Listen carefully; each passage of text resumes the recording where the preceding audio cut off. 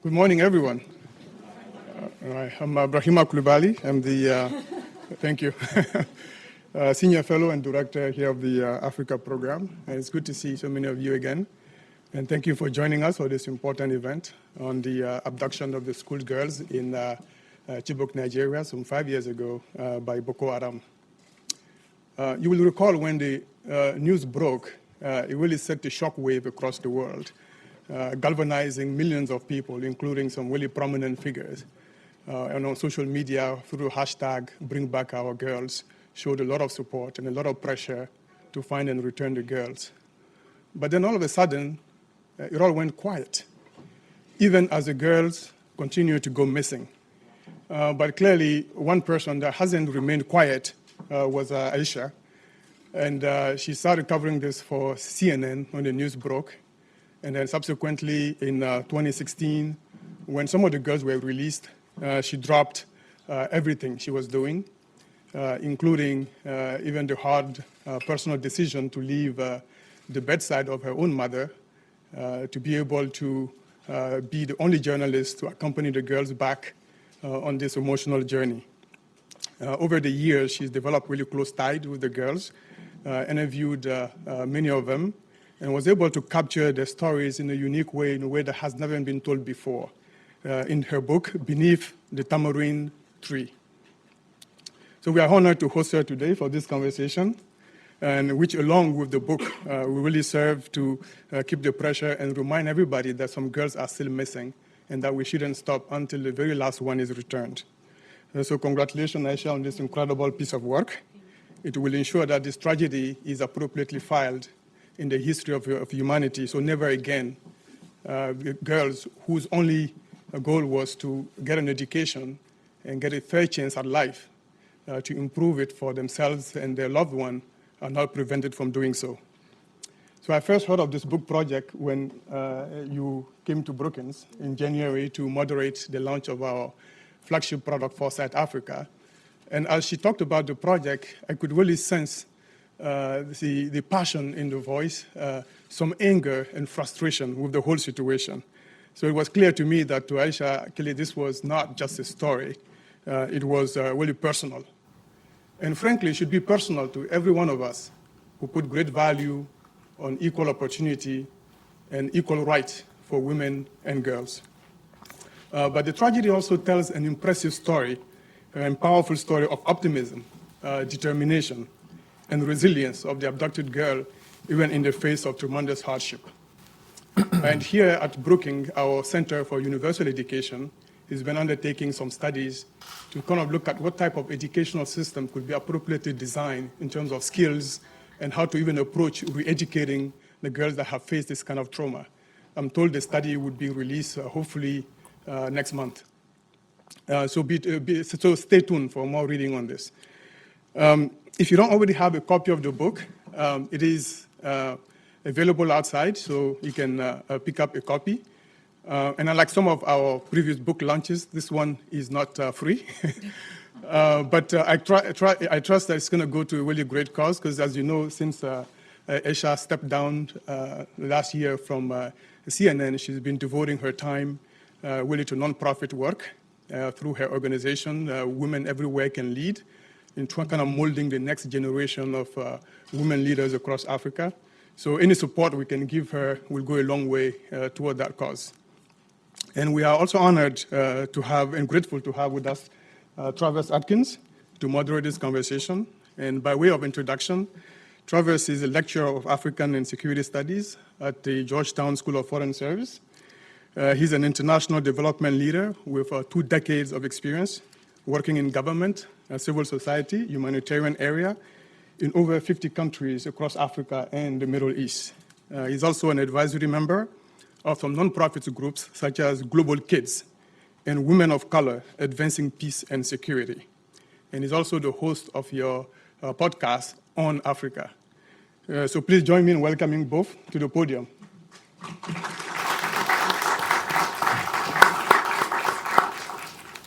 So Aisha, one of the things that I wanted to do first is just start off with a thank you to you. Kul had mentioned this 20 years of experiences that I've had kind of traversing the continent. And for those of us who are Africanists and who participate in that kind of work, not only your face, but your voice and your reporting has been with us through airports and hotels and all kinds of different situations that we find ourselves in as that kind of cool, confident, and persistent presence. So thank you for that work. Thank you. I wanted to start off by saying that, I've spent the last week kind of reading this book from cover to cover. And what I drew from it first and foremost was that it was a kind of heartbreaking and hopeful and painstakingly detailed account of not only what happened to the Chibok girls, but also kind of part memoir, part call to action about what is happening to women in this world, women of color in some very particular senses. And so the first question I had for you is why you felt compelled to write a book like this at this particular time. Yeah, first of all, thank you to you for taking time out to sit with me, and to everyone here, and of course to Brookings. It's really a thrill to be here talking about this book because the issues are so close to my heart. The book, I felt it needed to be written. I felt that when it comes to, and I say this in the book, the atrocities perpetrated against women and girls, particularly black and brown women and girls, the world is very quick to look away, or if they look, it's for the briefest of moments and it doesn't register with the same import, the same intensity as when it happens to, quite frankly, white people, Westerners, if you will. And having worked at CNN for 13 years, I felt that this story, like a couple of others, like Ebola and other stories like that, when they had come to the forefront, Africans and women of color hadn't been, they hadn't been serviced well. Yes. I felt that, in particular with this story, in comparison with other stories where they're victims of crime, nobody went deep. And I was part of the team that won the Peabody for CNN for the coverage of the story of the Chibok girls being taken. But we never got their interior lives. We never got a sense of who they are. They remained, as far as I was concerned, just headlines. And no one took the time to draw out their humanity. And with that, there wasn't a connection to them. And with that, people were able to move on so quickly. And that was something I wanted to correct with this book. Yeah, one of the things I thought was so powerful about the way that you told that story is there's one particular scene in the book where the daughter of one of the activists says, no one would look for me because I'm not American, right? And one of the things I thought you did a great job in is talking about how this dynamic essentially plays out in the United States as well as abroad, right? And so you look at some of the statistics and numbers as astounding as, 64,000 black women and girls missing even in the United States. So I was really compelled by that. The next thing I wanted to ask you about is this idea of kind of why you were gripped by the story of the Chibok girls. And you have a line in the book where you say, of all the stories I've ever covered, I knew that I would have to cover this one differently. Yeah. Could you share kind of what you meant by that? Yeah, I mean, first and foremost, I mean, the fact that this happened in Nigeria, which is an incredibly difficult place to operate in. I've covered Nigeria for well over a decade, and I was aware of the dynamics, how, the political apparatus kind of controls everything and people can be reluctant to speak. I knew that the fact that this was happening as it emerged, that this had happened in a place called Chibok, which was so far off the radar, and I found out that the victims were from poor families. Knowing again Nigeria's dynamics when it comes to class and wealth and influence, I knew automatically that they were on the losing end of this deal. That basically that they were somewhat invisible, and that made me feel that okay, I'm gonna have to step up for them. But also because they come from such a poor background because they come from a place where, more than 50% of girls before 16 are married off, because they come from a place that has the highest out-of-school population in the world. And my mother, who's from neighboring Sierra Leone, grew up in a town that is not that different from Chibok, where, she comes from a home where her father, my grandfather, had multiple wives, where there was no power, there was no water, where she studied by lamp and candle. The beginnings, the origins were similar. So it spoke to me in that sense. But it also spoke to me that these girls were stolen from a school, yes, a place they should have been safe. And I felt, and I still say, these girls were on the same journey my mother had taken previously, the journey of education. Because my mother went on to become as educated as she is, even though she came from such humble beginnings. My grandmother sold goods in the local market. Most of my mother's siblings are uneducated to a high degree.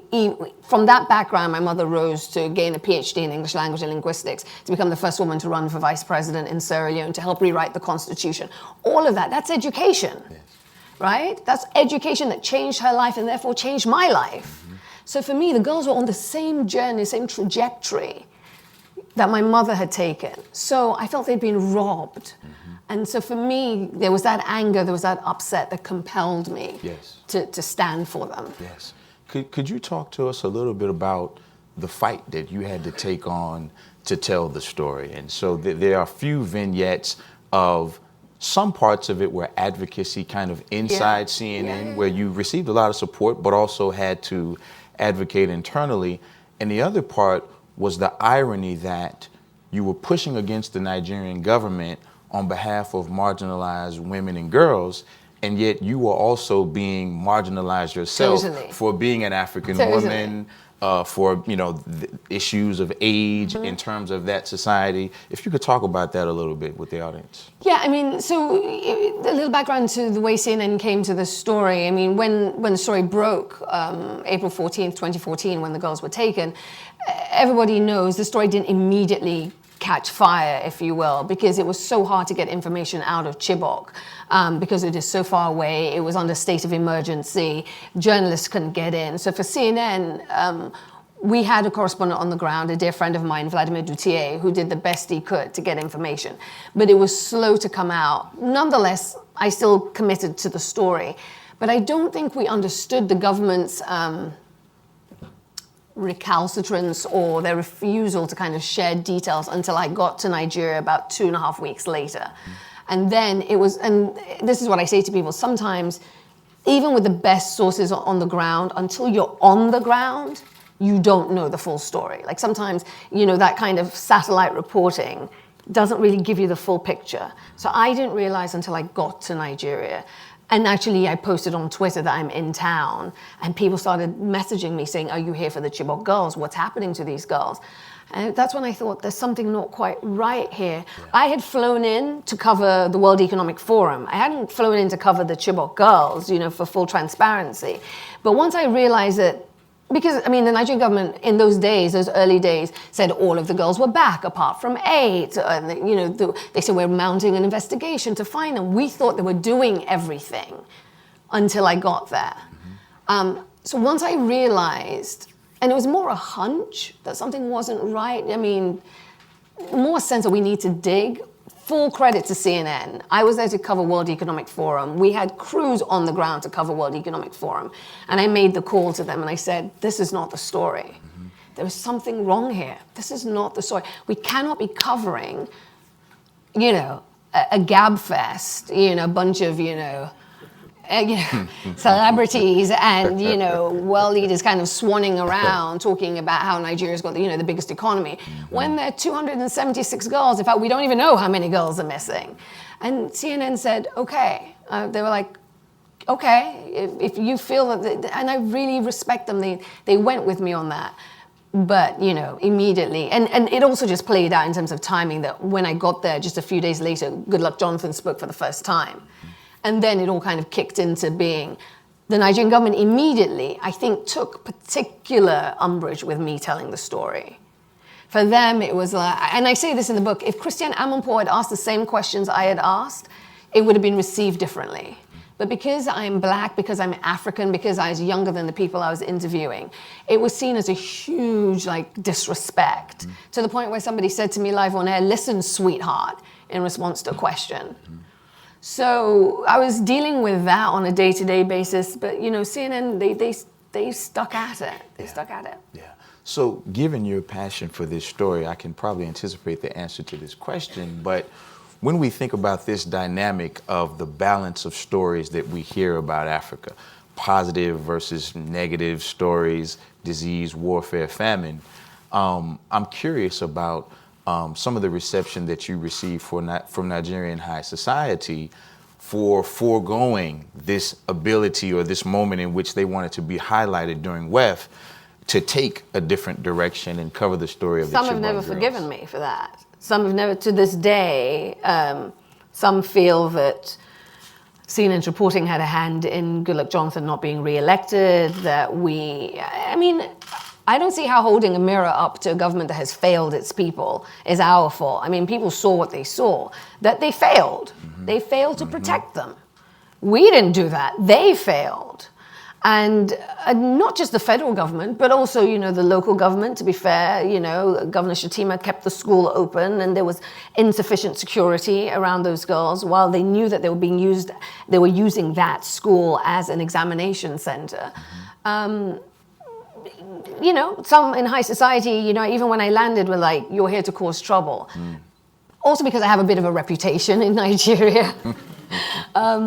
For being problematic, I think is how they see it, from interviewing the president, Goodluck Jonathan, in a rather spiky interview. And so for them, they just thought that I was making trouble. I think they thought that as a fellow African, that I was breaking ranks, that I was showing them at their worst.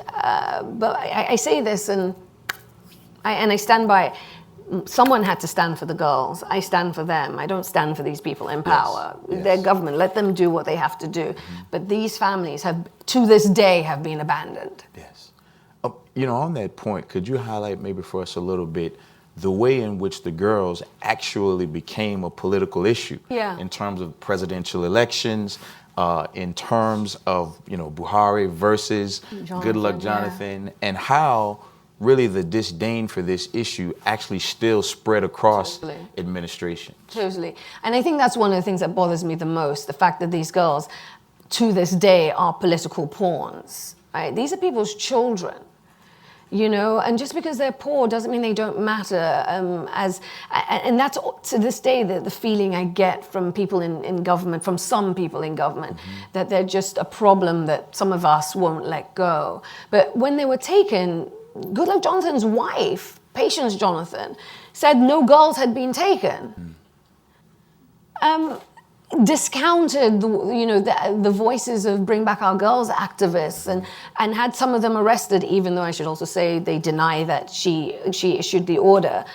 And President Goodluck Jonathan didn't speak for almost 3 weeks on it. And they created this vacuum, which they fed into by suggesting it was a political hoax orchestrated by people in the north of Nigeria, which is predominantly Muslim, which they knew where they knew the next president would, because of the way Nigeria works. The north is predominantly Muslim. The south is essentially Christian. That has really the power structure, the fault lines in the country. Jonathan is from the south. The election was coming up. He knew the next contender, the major contender, would come from the north. And they felt that this had been orchestrated. First of all, there are 2 lines. There's one, it didn't happen. The other line is, if it happened because people in the north orchestrated it. And these girls in all of this they're just pawns. And it became an election issue, and Buhari campaigned on it. And it became a failing issue for Jonathan because he failed. And to this day, even with this book, the Nigerian government's response has been to say, well, we're not the government that was in charge when the girls were taken. Yeah. Well, two final questions before we move to the audience. And you kind of hinted at one now. This idea of the international Bring Back Our Girls movement obviously has largely been the focus in the West. But what I wanted to take a minute to do here is to highlight the endogenous origin of that movement, to say the name of Isha Sesay and Obi Ezekweli in this type of forum, and for you to maybe talk to us a little bit about the way that that movement originated and how it ended up spreading. Yeah. I mean, everyone knows Bring Back Our Girls and the hashtag, and they understand it in the context of celebrities here in the United States holding up pictures and the hashtag. But really, and I'm at pains to say this in the book, that the effort for these girls, the advocacy work started in Nigeria by Nigerian women and men, who, you know, immediately, in terms of Obi was actually at a book fair in Port Harcourt where she made a comment essentially about, you know, they need to bring back our daughters. And it was retweeted and reformatted as Bring Back Our Girls. And then she also followed up, and it took fire, it caught fire rather. It started with Obi's statement in Port Harcourt, the hashtag. Which we all think, for some reason, or many people think started here. Yeah, exactly. And Obi and Aisha and, you know, Hadiza, who's now, you know, Balosaman, who's now part of the government. I mean, these people, you know, literally grew Bring Back Our Girls and did the marches in the early days. And, you know, one of the earliest marches, at the end of it, I write about this in the book, it was the Chibok community that said, you cannot drop this issue. If you don't stand with us, the world will forget what has happened to our children. And then these women in Nigeria and some men said, we remain committed to you and we will not stop calling for your girls to come back. And to this day, they still have sit-ins at the fountain in Abuja. To this day, I don't know what time it is now, it's +7, but around 5 o'clock, you will find a couple of them. The numbers have dwindled, but Isha Sesay, who I write about in the book, she's there with a couple of people to this day having a meeting, saying, well, the girls are not forgotten. Yeah, absolutely. Speaking of the girls not being forgotten, my final question before we move to the audience, you go to great depth to tell us about the horrors that the young women faced in captivity of Boko Haram. But one thing you don't leave us without, which I'm so happy about, is a notion of the agency that the girls found, even though they were horrified, the ways in which their faith and collaboration allowed them to survive, and even the ways in which they found varying forms to resist deprivation by Boko Haram. And I was wondering if you could talk a little bit about that. Well, I think that when Africans are portrayed, generally speaking, in the media, there can be the tendency to remove agency, to portray them or draw pictures that exclude their, particularly African women and girls, their strength. And I felt that what I wanted to show, because that's what I learned from speaking to them, was that strength that they had, that resilience. And so for me, it was important to kind of counter the general narrative around how we're shown. But what I also didn't want to do, and when you read the book, you'll see that as much as I speak to what they went through, I didn't want to, for want of a better word, luxuriate in their agony, right? I didn't want to make it so that the focus became the awfulness. Because that's also to strip them again, in some ways, of not necessarily their agency, but their kind of dignity. And what I want this book to be is somewhat of a love letter to them, in a way to kind of say, we see you, we know what you went through, we have some understanding of that. And so for me, it was important to bring out their strength. To bring out their strength, to bring out the ways, the very clever ways they defied their captors, and just to bring them out as rounded individuals, you know, which just, you know, no one has, and maybe not for want of trying also, I want to also say that. It's hard to gain access to them, and it's hard to also get them to speak. And it took a lot of time. You know, I did the first interview for this book, I did the first interview for the initial treatment for the book in 2016. I began the real interviews for the book a few days before my birthday, actually, which is why I remember, January 2017.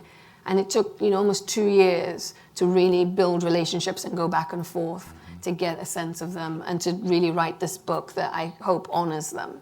Yeah, I think it does. It shows. Thank you for that. So with that, we'll open it up to the audience for questions.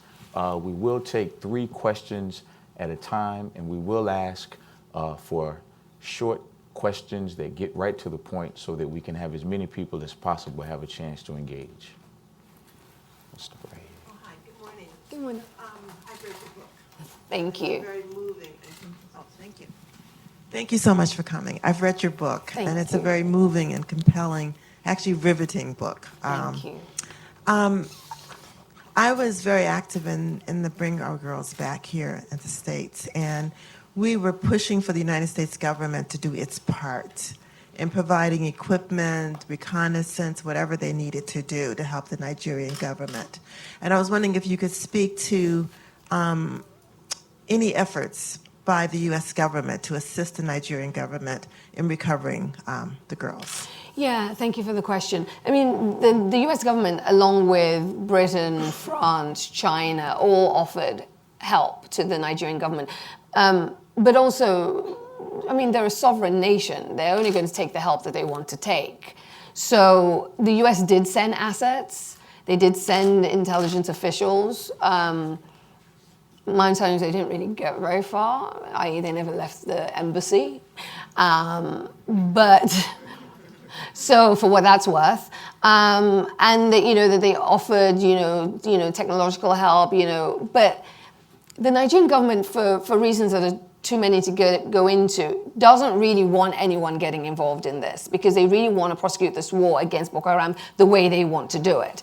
And so because of that, and because there's so many issues in terms of the military in Nigeria and how they operate, and ghost soldiers and corruption and low morale, and they just don't want people digging into all of that, which they feel getting foreign help may expose. Also, there was also the issue that Goodluck Jonathan said, there was this sense that no girls had been taken or there was a hoax. It made any offer of help difficult. They just weren't willing to take the help. And they weren't willing to do the deal. I mean, initially they were like, we won't negotiate with terrorists, we will negotiate with terrorists. I don't think we can, I don't know whether I want to say you can't blame the international community. I think first and foremost, they are a sovereign nation and they're going to accept the help that they're going to accept. And I don't necessarily feel that they were willing to accept everything they could have to have facilitated a fast release of these girls. Yeah. So we'll take 2 more questions to couple with that one, and then we'll have Isha answer those 2 together. Good morning, I'm Scott Morgan. I'm a freelance analyst covering African security issues. I know several people right now that are advocating for Leah Sharibu. What type of advice would you give them besides reading your book? Yeah, Excellent. I mean... So we'll take just 1 more over here, and we'll do those 2 together. Thank you. Good morning, everyone. Good morning, Hi. Isha.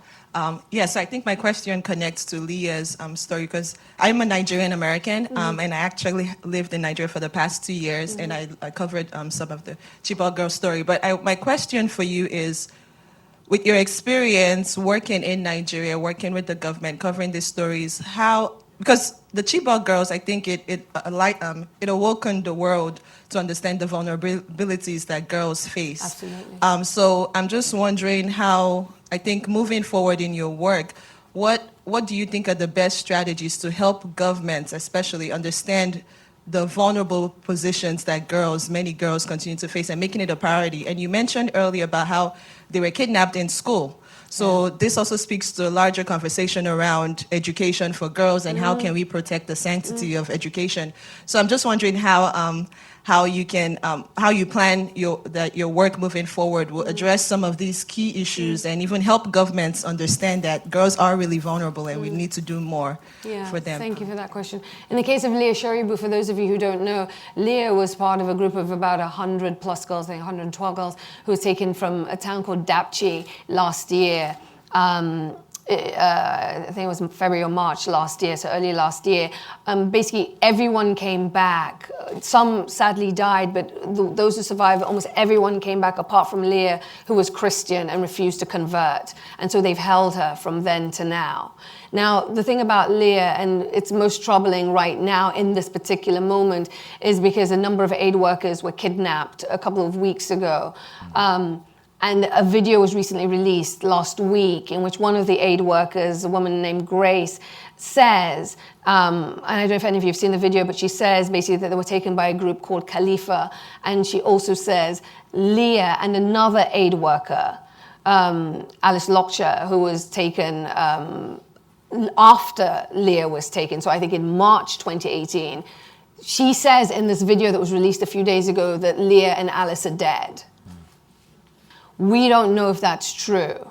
I'm reaching out to contacts to try and find out what they know, people who have deep sources. The Nigerian government is refusing to speak out about it. And this comes to the heart of my big issue here. The fact that they refuse to engage even with the families to provide any solace, to say we're working on this, when this is what we know. These people are in the dark. So when it comes to Leah's situation, Boko Haram had said they would hold Leah and Alice as slaves for life. That was the last statement they made about them.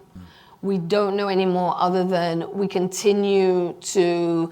I'm heading to Nigeria shortly. The government, it's publicly known, the government invited me to go so that they can talk to me about their efforts to find these girls, including Leah. So I will go and ask those questions. But in terms of public knowledge, not much more is known. I do know someone who is working as part of efforts for negotiation, who had been working to secure her release. And I know this person had expressed confidence that they were getting close. But now we get this news and we just don't know. We just don't know. In terms of safe schools and getting girls in school and keeping them there, in the wake of Boko Haram taking the Chibok girls, a Safe Schools initiative was started with the help of Gordon Brown. What is it doing? That's my answer to that. Listen, I think the Nigerian government knows as well as you and I do what needs to be done, in terms of how to secure schools, in terms of the level of protection that needs to be placed on the ground. The problem in Nigeria right now is Boko Haram is just one of many problems in Nigeria right now. Anyone who's following Nigeria can tell you that in the northeast you have Boko Haram, and even though they control less territory, they do still control territory in that Lake Chad area, the Cameroon, Niger, Chad. They still have pockets. Boko Haram also, some of you may know, has splintered. That's another issue. The Northwest is rife with kidnapping and banditry and vigilantism and the farmer-herder crisis that is moving to the south. I mean, where do you want to begin? So in terms of priorities of them keeping women and girls safe and advocating to get girls in school, I think right now they're just trying to keep the country together. I mean, if you read Obasanjo's open letter a few weeks ago, he says Nigeria is on the brink. Now, his motivations for writing that's to be debated at another time, but it has serious problems. So I fear that the issue of girls going to school is somewhat low on the agenda. I think that's just the truth. For my part and the work that I'm doing, I'm working with UN Women, and part of the work I'm doing is to go around and really advocate for more girls to be in school and for the funding and the resources to be put in place. So I'm going around and beating my drum. Excellent. So we'll take another round of 3 questions here. There's a gentleman in the back. At the back. My name is Yaya Fanusi. I'm with the One Nigeria Today and One Nigeria Forever group. I sent to Jonathan when he was in power that he should copy what we did in Sierra Leone and the RAF when we set up the Civilian Defense Forces. I'm going to be sending that again to Buhari soon, and if he doesn't take it, he'll be out of power. It's an interesting take. I mean, he's just been re-elected, so keep me posted on that. So, anyone else? Right here in the center. Thank you so much for your talk this morning. So I was curious about thinking about the role of kind of social media and journalism more broadly in coverage of the incident. Were there any kind of unexpected effects or outcomes that you kind of attribute to the social media? It's a good question. I mean, there's this debate about, social media activism, hacktivism, or hashtagism, whatever you want to call it. And some people have been very dismissive of the Bring Back Our Girls hashtag. I'm not one of those people. I don't take such a harsh line on it, because I honestly do think that, and I've said this before and it's known, I think that the hashtag kind of had a ripple effect. It kind of brought people in, it engaged people. Sure, it was led by celebrities, and I would hope that it doesn't take a celebrity to get people interested in things, but this is the world we live in today. And I think that hashtag and the fact that it was tweeted and it was trending, and therefore because it was trending, it made it onto more newspapers and news shows, put a kind of heat on the Nigerian government. Because it's real proof that there are lots of people, like the numbers, it's kind of critical mass. And the Nigerian government, as I've said, is incredibly sensitive to criticism. And is particularly sensitive when the criticism is coming from outside. And so I think that the hashtag was useful. I think the social media efforts were useful in keeping the story going for as long as it did. Now all the girls aren't back, 112 are still missing. But I don't know that, I don't know about unintended consequences, but I don't think it can be dismissed. I think it played a role. I mean, certainly most Americans know of the story because of the hashtag. It created a level of awareness, which, still exists to this day. They may not have all the facts, but if you say Chibok girls and you say Bring Back Our Girls, they know what you're talking about. I don't think that's a bad thing. I don't think people should rely on it. I don't think people should say, let's get a hashtag and just sit with a hashtag and tweet all day. It has to be coupled with real world, diplomacy and efforts and pressure. But I think it's useful. I mean, I'm starting another one, so I would say that, because I think we need to start again another effort for critical mass to build a community around the fact that there are 112 girls missing. Yeah, and I would also say on that, I happen to be the staff director for the House Subcommittee on Africa during this time period, and could talk about the way that the hashtag played out in Congress, right? So you had women like Representative Karen Bass and Representative Sheila Jackson Lee, and our sister from Florida, Frederica Wilson, who got behind this, right? And even led into the development of the Congressional Black Caucus for Women and Girls, where this issue is a part of it alongside national issues that relate to Black women and girls. And so I thought, even from that perspective, it was very helpful, as a driver of action. Yeah. Right here in the front. Yeah, thank you. My name is Isha Sesay, and Sesay? Yes, another Sesay. Yes. Are we related? Yeah, and I'm from Sierra Leone. Okay. In that case, yes. Yes. Yeah, no, I'd just like to get your thoughts on, say, in terms of the broader advocacy for the rights of girls to education, or the broader challenges that girls in Africa face.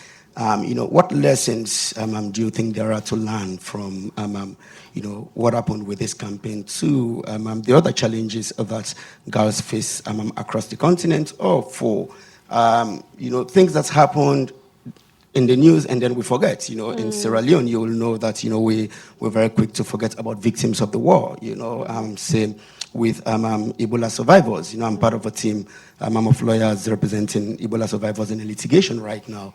And they are just becoming an abandoned constituency, or the fact that, for several African countries, there are policies or laws being developed banning young girls from attending school if they become pregnant, the double victims as well. So it would be good to get your thoughts on, what lessons there are to learn in terms of our broader advocacy on these issues. Yeah, so the thing about, thank you for that question, brother, is I mean, the thing about, the importance of educating girls, I don't think it's a secret. We all know the value and the benefit of it. I mean, the SDGs, or the whole host of the SDGs, the Sustainable Development Goals that are centered around women and girls, people understand that we need to educate and empower women and girls, and that it has a ripple effect across a number of other metrics and areas of life. So it's not like governments don't know. They know. I don't need to sell that to them. They know the benefits. They know the benefits not just socially, they know the benefits economically if these women are empowered and get jobs and can have businesses and can look after themselves. They know in terms of life expectancy and general wellness and health in their communities. They know all of this. So I think that, the issue is, it's just priorities. It's just priorities. And in a country like Sierra Leone, which, as you know, has a host of issues right now, the economy seems to be tanking. There's a commission of inquiry into the previous government. What I still don't understand is why, knowing that, governments won't make it a priority. And is it a case that they need more funding from international communities? I don't know. There are enough organizations out there working to support, to get women and to get girls back into school. I just don't know why there's such resistance in sub-Saharan Africa, why we haven't made more progress to increase the number of girls who are being educated. It is very slow. It's the slowest pickup rate in the world, sub-Saharan Africa. In terms of lessons to be learned, I would hope that governments would see that, if you ignore and abandon, your girls and something awful like this happens, it can have real world implications that you will not get reelected. Right? That's what Jonathan found out. Jonathan saw that his ignoring this issue cost him, to a large degree, an election. So I would hope that governments would see that people care about these issues. It's important. To your broader issue of people forgetting in the news when awful things happen, brother, well, I mean, right now, when it comes to this country in particular, they'll barely do anything other than Trump, which I take huge issue with. So it's not even a case of forgetting. They don't even register. It's the choice. Africa is getting so little coverage right now, when it comes to Western news organizations, in particular US-based. And even if you're looking at the UK, it's Brexit and now Boris Johnson's prime minister. Good luck with that. The world has just become even more myopic, if you ask me. And so the attention span is dwindling, and it comes back to Africans telling African stories. It comes back to people who are committed to the continent telling the stories, but we can't be looking to big organizations to tell them, and then we'll keep the stories alive. All right, so we'll go to our far right, the gentleman there, and then to the back row. Yeah, my name is Carl Pulzer, and I do work on economic inclusion, but I'm an outsider to this, so this is an outsider's question. I just wondered what specific, after all this happened, in what ways did the federal government react to protect schools more, number one? How did the regional government react? Can it react? Does it have the political power to react? And something I don't understand, what is the motive of Boko Haram? Is it just to cause trouble for the government, or is it actually to suppress women in a cultural way? And if that's true, do they have some sympathy among the regional government, to keep women down? And does that play into this? It's a good question. Sense? I mean, in the aftermath of what happened was the federal government and the regional government just fought. And the girls just became, again, just tokens. They just became pawns. So the federal government said, the regional government shouldn't have had the school open in the first place. The regional government said, you should have provided more security. And on and on and on it went. Meanwhile, the girls had disappeared. So it just became a political battle, if you will. In terms of their immediate reaction, they barely reacted. That was the whole thing. They barely reacted, allowing these girls to disappear further and further into Sambisa forest. So the reaction was really, really poor. The regional government would say, and I think this much is true, that when it came to finding the girls, they really needed federal government help to do that. That's something they couldn't have done. They didn't have the assets to do that. And the federal government would say, we took it seriously, but we just don't see the evidence of that when you speak to people who are on the ground. So they failed them. They failed them by allowing them to be taken, by not having sufficient security on the ground. And they failed them in terms of the response. Because one of the things I learned from my interviews with the girls is that they started pressuring them to marry about 6 months in. They said to them, as we can't do a deal for you, as you haven't been rescued, you should marry. So I feel like there was a window there where they could have gotten them all back that was lost, which pains me greatly. While they're busy doing this political jockeying back and forth, they created the space and the opportunity eventually for some of these girls to be forced to marry. In terms of Boko Haram in Hausa, the predominant language of the north, means education. Western education is forbidden. So Boko Haram's principal motivation, and it's hard to talk about Boko Haram as a monolith now that it's split up between a Boko Haram that we all know from 2014 and this new group that broke off in 2016 that has aligned itself with Islamic State. So which is also another issue, which is also something that I speak of in the book, why we should pay attention to this. Because there is now a faction aligned with Islamic State whose principal mission is to go after American interests. But Boko Haram has a problem and has long made it its mission to crush Western education and secular education. So they want to see a Sharia-based law in place. They don't want to see girls in school.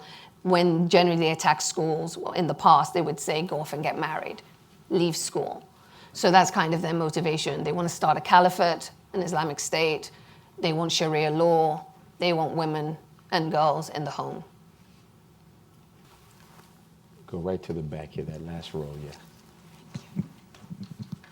Hi. Hi. My name is Mediha Qureshi. I work with Discovery Learning Alliance. My question is focused on education, and based on your experience in across sub-Saharan Africa, are there initiatives, both local and ones that are internationally funded, that you see to keep girls in school or help them get into school that are actually successful? So just on a more positive note, are there success stories that you see that those of us who work in international development could emulate? No, I mean, listen, there are lots of programs that are working that are doing well. I did the film I'm aging myself because I can't remember anything. I think it was in 2015 or 2016. I did the Michelle Obama film about girls' education around the world, where I went to Morocco and Liberia with the First Lady, former First Lady, and Meryl Streep and Frida Pinto. And so, in a country like Liberia that's quite similar to Sierra Leone, is post-conflict, not too different from Nigeria, doesn't have the economy or the money, but you know what I mean. We saw firsthand that girls are getting into school. It's the numbers. So, Peace Corps, A World at School. There are lots of programs that are on the ground that are helping girls get into school. There are lots and lots of NGOs that are. She's the First. I mean, there are lots of different programs that are sponsoring girls, that are providing after-school programs to empower them and keep them interested in school, make them stay in school. My program, one of our principal missions with We Can Lead, is to encourage them to stay in school, avoid early pregnancy. We run as an after-school program and a weekend program. There are lots and lots and lots and lots of initiatives. It's about scaling up. And that's money. It's about governments bringing the money and also having the programmatic structures in place to get more girls in school through the NGO nonprofit side. Governments can't do it on their own. I mean, it has to be this public-private partnership. It's got to be also these nonprofits that are working. They have a role to play.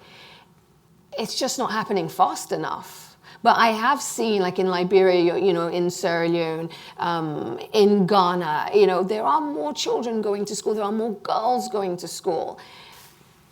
It's just, it's competing interests, right? If you're a poor family and you don't have the money and you have to choose between a girl and a boy, invariably they still choose the boys, and that's about, financial decisions. So we need to financially strengthen these families with programs that give them access to capital, that allows them to start businesses, allows them to get jobs, then they can educate their children.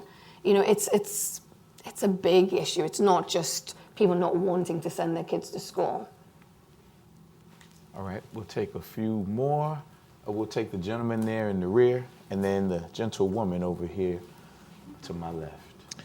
Hi, my name is Lambert. I'm a freelance journalist, and I'm just concerned about the title of your book, why you chose that title. And You're concerned? yes, I'm concerned about it. Why are you concerned? I'm concerned because I would have expected a different title. What title would you have expected? So what were the series of titles you had before choosing this? You started this, so what was the title you expected? So I would have chosen something about the plight of African girls. Have you read the book? Say that again? Have you read the book? How do I write it? Have you read it? Yeah, well, I've read 3/4 of it. Have you really read 3/4 of it? Because if you've Yes. read 3/4 of it, you should know why it's named what it's named. Precisely, that's why I'm saying that, because I'm getting to a different thing. Why that particular aspect of this and not some of the other more, I would say, more intriguing aspects that would have. I'm looking at it from also a business point. Why would I be concerned about some things under trees, and when I would have chosen something about directly related to the girls? Oh, you mean why didn't I go for something more salacious, like the rape and slaughter of girls? Because that is the exact point that I'm trying to make. I'm not trying to go down the road where I'm fixated on the agony and the trauma. I'm trying to humanize them and bring out their beauty and their humanity. And quite frankly, Beneath the Tamarind Tree is far more lyrical a title than the rape and slaughter of the Chibok girls. So I chose it for that reason. Plus, it's like naming your children. It's intensely personal. So, I understand that it might not have been your choice, and I respect the question. I think it's a valid question, why I chose it. I chose it because it speaks to something in the book. It speaks to a specific experience in the book. And I wanted something evocative. I wanted something that harkens back to the canons of African literature, that's something that is beautiful and not just something that seems like clickbait. We'll go to the... Excellent. Hi, my name is Natalie, and I'm on the girls' education team here at Brookings. Thank you so much for talking to us today, and I look forward to reading your book. So this conversation has focused a lot on kind of the power of leveraging storytelling for impact. And, a lot of us in DC and in the policy space, we kind of, while storytelling can run the risk of, like you said, luxuriating in agony, our work can sometimes run the risk of reducing lived experiences to data and to numbers and to analysis. Yeah. And that's something I've personally been thinking about a lot. So I'm just really wondering, in terms of getting, if everyone's goal is to get governments to make this a priority, to get people to leverage resources and allocate money and scale up initiatives, where do you see the correct balance and intersection of policy analysis and storytelling? I think it's a good question. I think that I don't think we should separate the two. I think that's part of the reason. People ask me, if you read the book, there's a memoir piece, and I tell my mother's story in it, and people say, why did I choose to do that?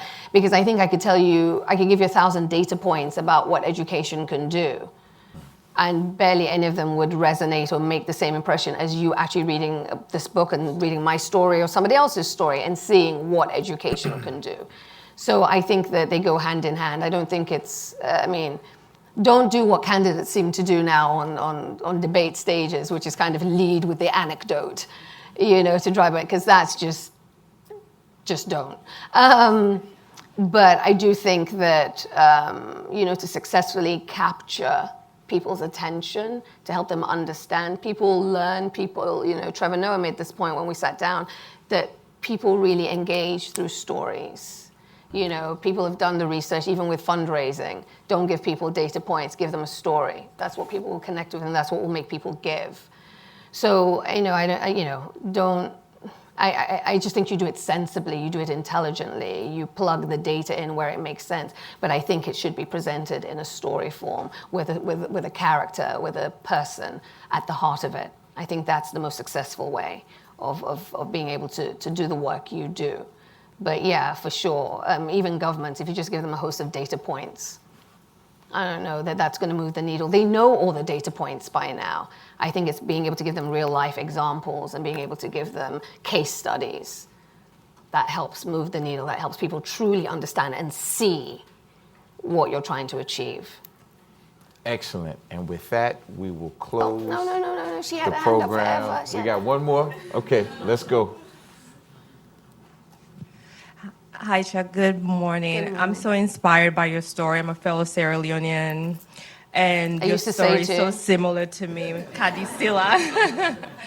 And I grew up in Sierra Leone. I remember growing up and being told little girls should be seen but not heard. That's right. And I know that Sierra Leoneans, in Sierra Leone, we also have our own issues. Yep. And I'm a mother of 2 girls now, and I'm so inspired by your story. I wish my daughter would have been here today. What was your perception? How did the Sierra Leonean government, or say all the other neighboring countries, how were you perceived with this book that you wrote? Did they think, oh, here she comes again, she's a troublemaker? Especially since we are from Sierra Leone, how did they perceive you with this book that you wrote? I mean, for sure, they're like, here she comes, this one. Does she have other things to do? I think that's really how they feel. Someone actually tweeted at me, they said something like, you're from Sierra Leone where you have enough of your own problems. You're not busy causing trouble there. You're causing trouble in Nigeria. And that's the reaction of some people. I think most African countries are just grateful I'm not causing trouble in their country, to be honest. I think they're more than happy for me to stay focused on Nigeria. So I think from that perspective, they welcome the book. But like I always say to them, I'm coming for you. Give me time. I'm coming. Yeah. Thank you, everyone. Excellent. Just wanted to close by thanking Isha for writing this wonderful book, for choosing the title that you chose for your amazing book. And we missed you behind the desk, but we welcome you out into the broader world to do this amazing work. And we thank you again. Thank you. You'll see me on screen soon. Worry not, people. Thank you. Thanks for watching. Be sure to like and subscribe for more videos from Brookings.